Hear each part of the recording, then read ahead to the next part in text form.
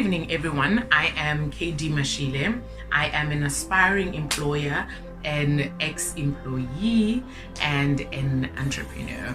So what I am currently doing is I am running a PR and communications consultancy called Taugadi Media, where we mainly work with SMMEs, NGOs, NPOs, and other organizations in helping them enhance what it is that they want to do in communities by mainly connecting them with their service providers, with their service users, and just also equipping them with marketing skills so that they are able to do that within their team. So women empowerment is something that is deep in my heart, because the other thing that I do is I run a publishing company called Perfect Life Publications, which I founded in university back in 2014, and I run it along with 4 other Black young women, and that is something that I did intentionally, and we will speak to that a bit later in this video. So why am I speaking about women empowerment in the world of work, other than the fact that it's International Women's Month and therefore we have an opportunity to speak on these topics? It is actually an important thing to notice because a lot of women are in the workplace and a lot of women in the workplace are in junior positions. So how do we create a space where women can progress within the employment sphere? How do we create a space where even before they are employed, women are actually being empowered? When even before they're given certain positions of power, they are already being empowered and equipped and trained to occupy those spaces. So that is what we are speaking on in this webinar, and I will just be looking at how we can empower women without leaving the onus mainly on women, how we can actively empower women in the workplace, and the tangible practical steps we can take towards this. I will also just end the video off by giving some advice to women in the workplace, whether you're just entering, whether you've been there for a minute, or whether you are still aspiring to be employed. So without any further ado, let us get right into it. And the first topic, the first question that we're looking at is how can we empower women within the world of work without leaving the onus on them? And that the most simplest way of answering that is saying we need structural measures to be put in place. We need to ensure that women are protected by policies. Whether you're a small organization, a small business, a big company, or like a big organization, you need to have structures in place that speak to women empowerment. That means your policies need to speak to it. It will not, women empowerment is not something that will happen accidentally within your organization. Having a culture where women are cultivated, where women are empowered, will not happen by mistake. It is something you have to intentionally implement and put into practice within your organization or company. That being said, you need to make sure that let me give you this example. Actually, I don't know if you are aware, but that there is actually an organization called Top Employers, and it vets companies, organizations across the continent, across the country, on their structures that they have. All of the top employers, what they all have in common is that their management structures are equally diverse. It is an equal representation within their management structures of who it is that they employ. For instance, I'm not sure, I think it's Ernst & Young, Nestle. So Nestle, Ernst & Young, Microsoft, which is the other two? Nestle, Ernst & Young, Microsoft, can't remember the other two, but anyway, there were 5 top employers last year, and what they all had in common, and I think it was Ernst & Young that definitely said that they have a 50-50 management structure, like it's 50% women, 50% men within their management, because that is also the staff, that is the measure that they want to reach with regards to whom they employ, and they also look at who they serve, and that is reflected within their management structure. And the opposite is also true. there are so many youth organizations that have old people in their boards, people who don't even look like the young people that they serve or they claim to represent. However, do you understand? Like, you can see that in how they serve the people. You will never be able to serve a person that you do not relate to. And the only way for the company, the organization, to relate to their staff members and their service users, there needs to be representation within the management of that organization. That way, if you know that women empowerment is something that is a structural measure within your organization, it will be something that everyone within the organization is intentional about implementing. That's the best way to look at it. And also you find organizational cultures where men would have proteges that are young men whom they are grooming for their positions. That is something that you can actually make a measure in your organization, in your business, in your company, that everyone within your organization needs to also be grooming someone. And in who you are grooming, in the group of young people you're grooming, there needs to be an equal representation of male and females. And that is that with the first one. And the second one being, how do we actively empower women? Like that I said, through shadowing, through allowing other people to literally like take up the responsibility. I don't want to use the word responsibility, but allowing another person within the organization to have, as women, we have families. Sometimes when we are doing after hour things, families are present. Apologies for the familiar sounds behind me.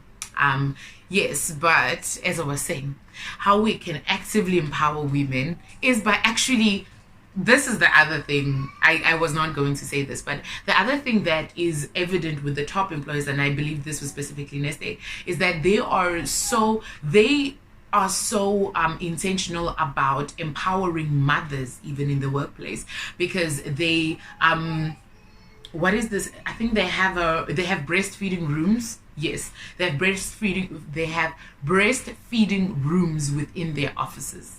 So that kind of means that they are opening a space for women to actually be able to bring their children to work, because they say that they know that if a woman just gave birth and their child is at home, then their mind is at home with their child. Therefore, they are not as effective as they would if their child was actually within the perimeters of the workplace.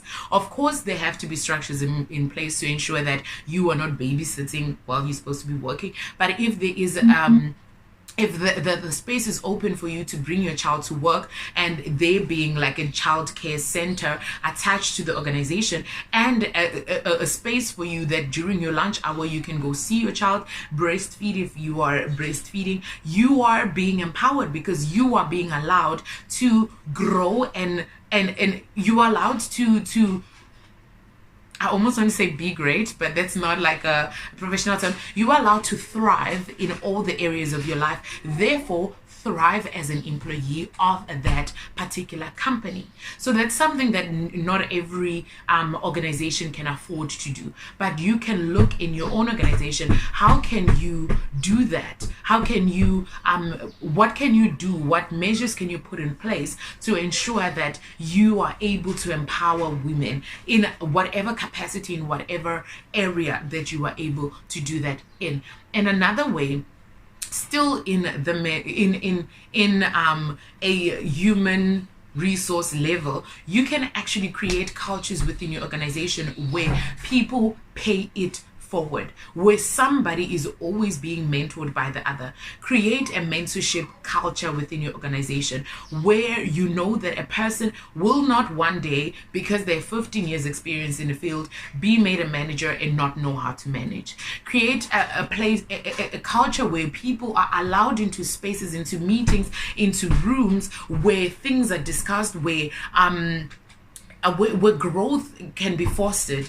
You know, I want to give this example of a specific person that I know. Two examples. One person, she started as a general worker. She was a cleaner in the company that she worked for, and there were many other factors, but the two reasons why she resigned 15 years later, when she was actually now a supervisor, she worked her way up. But the two reasons why she resigned was, one, that being a supervisor meant that the demands of her job meant that she was not able to be there for her children. And as a single mother, she saw it as a sacrifice she was not willing to make. And the second reason for her was that it was just too much pressure for her. She was never prepared for that position. Therefore, she was struggling in it. And that's something that could have been prevented by just exposing her to meetings, exposing her to conferences, to workshops, to training opportunities that would allow her to grow into that place, into that position, instead of just saying that you have the years, you have observed, therefore you can do it. The organization culture where women grow into management positions, where women are represented in these structures, we need to create spaces where they can grow. We need to allow for them to learn. And sometimes if budget does not allow, that could even mean getting one person to learn and then teaching the others. Get one person to be empowered with the skill and then have them imparted to the rest of the staff. And the second last thing is, what steps can we take? And I just want to share 5 literal, like, simple steps that we can take in empowering women in the workplace. One, like I had already mentioned, it has to start at a structural level, because at this point, in this day and age, if you go to an interview and you say, I'm feminist, chances of you getting the job are very slim. And if you are that employee that always says, no, this is an injustice, this is not okay, then you are endangering yourself, and you could actually be hindering your own growth in that organization. But it is not supposed to be like that. So if there are policies and structures in place to protect women who are for other women, who are for the empowerment of other women, or even men who are for the empowerment of women, if there are structures to protect and promote that, it makes it that much easier. The second thing is that we need to be intentional about representation, and that's something I also mentioned in this video, that we need to be intentional about representation. When I started Perfect Life Publications, I knew that there's so many men in the books business, there are so many men in management positions, there's so many men who are directors of companies, and I said to myself that I want my company to be all Black female led, and that is reflected in my company today. We also serve men, we also work with men. However, because so many structures are that men are at the very top and women are at the bottom, I wanted to turn that wheel around and say women will be at the top and we will work with men in the lower positions. And that for me was an intentional decision that I had to make. Do you have to have an all-female team? No. You can still be empowering women however it is feasible for you. However, like I said, it will not happen by accident. You need to be intentional about it.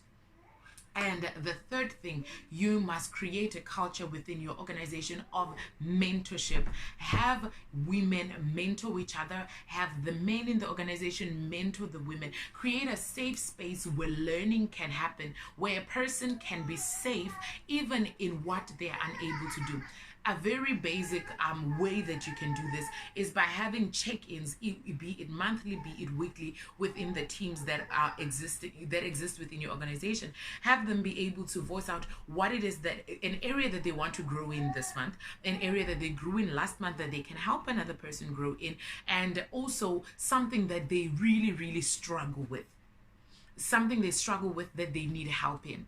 That way you are actually, it's free, it's within the team, it is going to enhance your organization, it's going to be serving your community, whoever it is that you are servicing, and it does not cost you anything. So all you need to do is create that structure, create that culture where people can actually be open to sharing their weaknesses and their strengths. With that being said, the fourth thing is create a culture of mutual learning. Mentorship is one thing, mutual learning is another. If you are if you are in IT and you know that you're not really good at admin, and there's an admin department and the administrator is not really good at IT, create a space of mutual learning. What usually happens in government, in organizations, is that the teams, the separate departments, don't speak to each other. However, all those departments need to work together. So if you create a platform where they can mutually learn from one another, you're creating synergy within the organization, and you're creating spaces for the people within the organization to be empowered, that including the women who work for you. So it doesn't necessarily have to specifically be like create a space for women to be able to learn, but you are creating a space where people can learn from one another, and therefore you are inevitably creating a space where the women in your organization can learn. And the fifth thing is create a culture of paying it forward. A lot of what stands in the way of young women today, especially those who are seeking employment, is the lack of experience. So if you can look for spaces within your organization where you can allow for people to come in and volunteer, allow for people to come in as interns, allow for high scholars to come and shadow, those are things that are going to be so impactful that will not cost you anything. In fact, they may even alleviate you from some responsibilities, in that they would allow for extra hands, extra minds to help reach your goal without actually having to bear the financial implications of that. So pay it forward. To recap, have structural measures in place, such as policies. The second thing, be intentional about representation. The third thing being that we need to create a culture of mentorship. The fourth thing, we need to create a culture of mutual learning. The fifth thing is we need to create a culture of paying it forward by allowing other people to receive from us as we receive from them. And the final thing that I will say in advice to three categories of women. One, if you are a woman in management, if you're a woman in any position, if you are employed as a woman, don't be comfortable with being the only person that looks like you in that space. Of course, you may not have the power, you may just be a secretary. But whenever it is said that, oh, we need a service provider, think of women that you know who are competent, who are able to provide such services. Have a network of women that will serve you in whatever position you hold, so that we create space for one another in the places that we hold space in. If you are at any table, like the trendy thing is young women must occupy space, as Zosie said. But the only way sometimes that young women can occupy space is if we as women create space for one another in the places where we have influence. The second one being to the young woman that just started working. I understand that it's almost all consuming. You need to be great at it. You need to submit things on time. You need to adjust. You need to adapt. All these things are on you. Three things I'll tell you. One, don't leave yourself at home when you go to work. Take yourself with you to work. The skills that you have that seem to have nothing to do with your job, your strengths, take that with you. Your weaknesses, take that with you, so that you can grow in those areas and be able to impart into others through the other skills that you hold.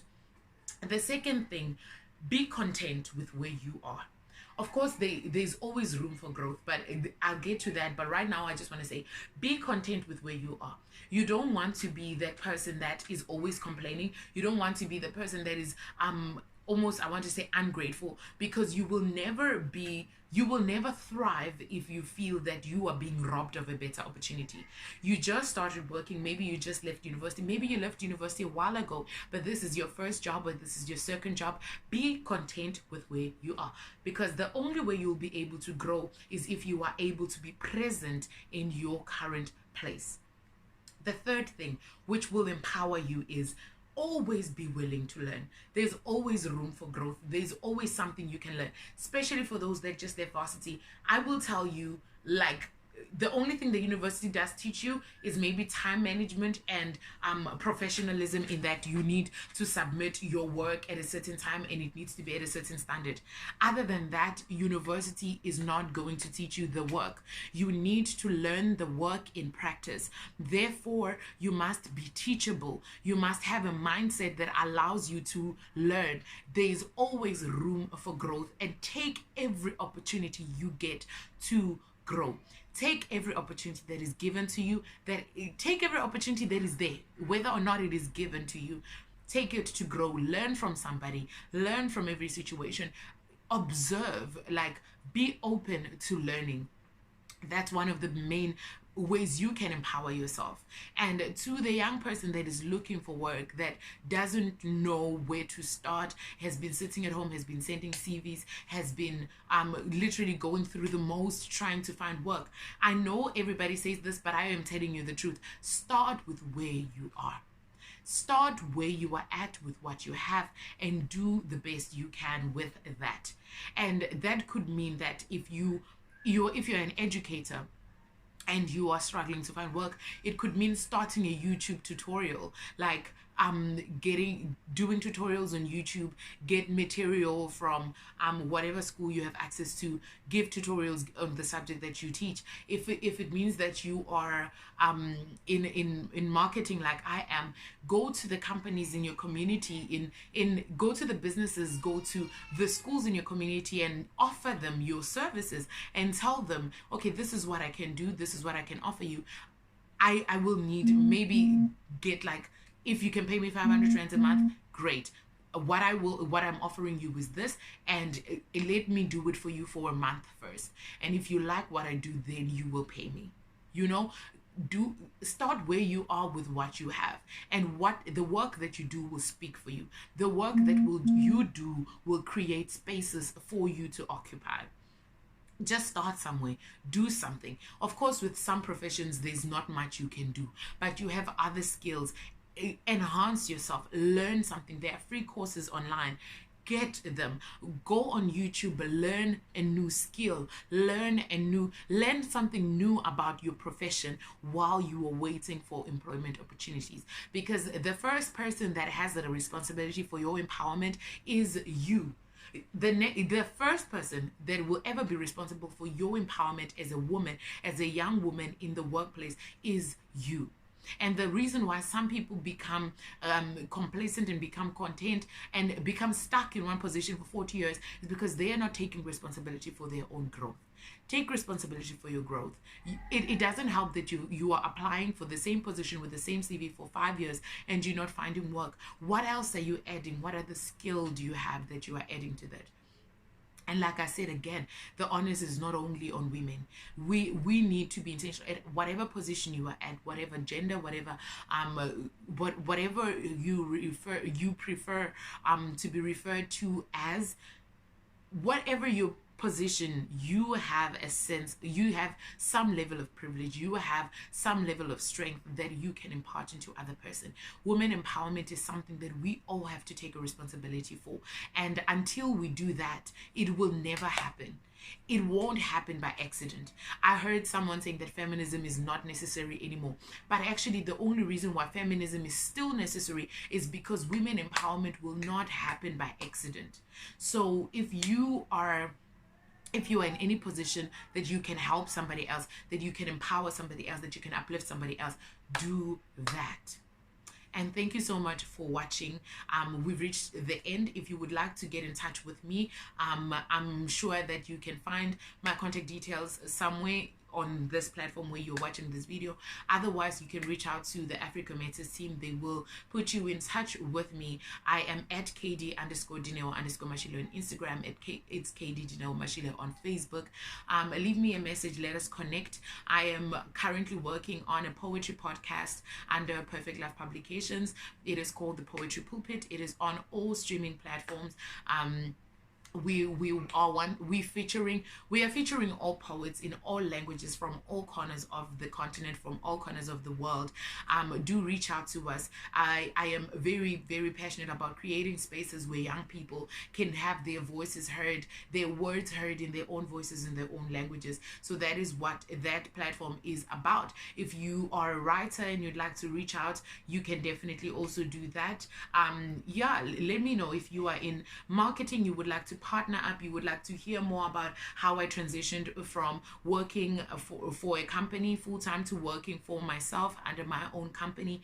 Reach out to me. I am more than open for us to have these discussions. But for now, this is it, and thank you so much for tuning in. Leave a comment with your questions. I would be more than willing to also answer that. And yeah, let us keep being intentional about women empowerment and enjoy the rest of this International Women's Month. And happy International Women's Month to all the women who are watching and all the women at Africa Matters.